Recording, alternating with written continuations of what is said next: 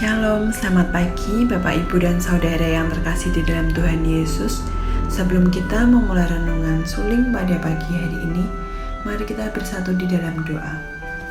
Terima kasih Tuhan Yesus untuk setiap berkat dan juga kemurahan-Mu, untuk kasih setia-Mu di dalam setiap kehidupan kami. Kami bersyukur Tuhan untuk hari yang baru ini, kami boleh bangun dengan tubuh yang sehat, dan saat ini kami akan kembali merenungkan firman-Mu. Ajarlah kami Tuhan agar kami boleh mengerti akan firman-Mu, kami boleh memahami dan kami boleh melakukannya di dalam setiap kehidupan kami. Kami mau menyerahkan seluruh aktivitas kami sepanjang hari ini. Tuntun dan sertai kami agar apapun yang kami lakukan semuanya hanya untuk menyenangkan hati Tuhan. Terima kasih Tuhan Yesus, kami sudah berdoa dan mengucap syukur. Amin. Renungan suling 21 Mei 2022 dengan judul Memiliki Kuasa untuk Melayani. Bacaan Alkitab terambil dari Matius pasal 7 ayat 28 sampai 29. Dan setelah Yesus mengakhiri perkataan ini, takjublah orang banyak itu mendengar pengajarannya. Matius pasal 7 ayat 29. Beberapa hal yang unik dan tidak biasa seringkali membuat kita merasa takjub.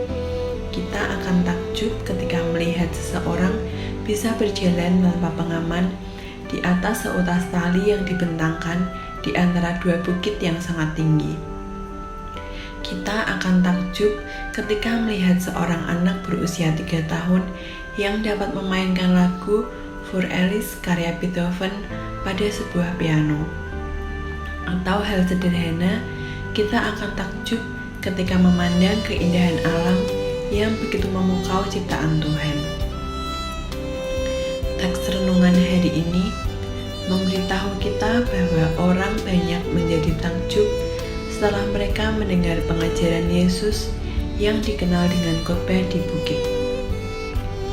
Matius menambahkan bahwa kesan yang baik yang ditimbulkan dari pengajaran Yesus itu dibandingkan dengan para ahli Taurat pada ayat 29. Orang banyak mengakui bahwa pengajaran Yesus tidak seperti para ahli Taurat.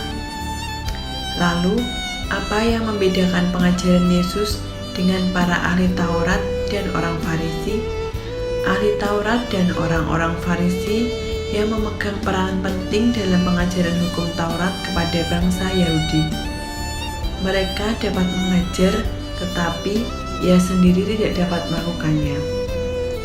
Sementara pengajaran Yesus bukan hanya sekedar kata-kata biasa, melainkan firman yang disampaikan mengandung kuasa ilahi yang mampu menjawab kebutuhan dari orang-orang yang mendengarnya.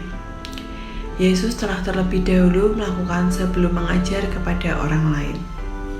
Jadi, jelas bahwa pengajaran Yesus bukan hanya teori dan pengetahuan saja. Ketakjuban orang banyak terhadap pengajaran Yesus ini menjadi suatu teladan bagi kita orang-orang percaya. Sebagai pendeta yang berkhotbah setiap minggunya, pelayanan kita akan memiliki kuasa ketika kita tidak hanya mengajarkan tetapi juga menghidupi firman yang kita ajarkan.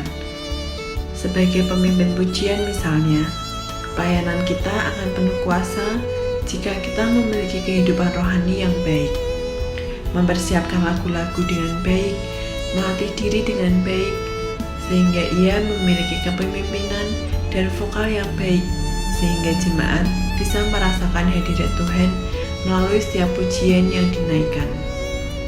Demikian juga dengan para pemusik, pendoa, bahkan penulis renungan. Perlu ada persiapan jasmani dan rohani agar pelayanan apapun yang kita lakukan juga memiliki kuasa dan dapat menjadi berkat bagi orang lain. Kuasa untuk melayani akan muncul ketika kita mau melakukan firman-Nya dengan pimpinan Roh Kudus. Pokok doa pada pagi hari ini berdoa untuk rencana renovasi tahap 2 perbaikan atap gereja dengan kebutuhan dana sekitar 30 juta bisa tercukupi dan terlaksana. Sekian renungan kita pada pagi hari ini. Tuhan Yesus memberkati.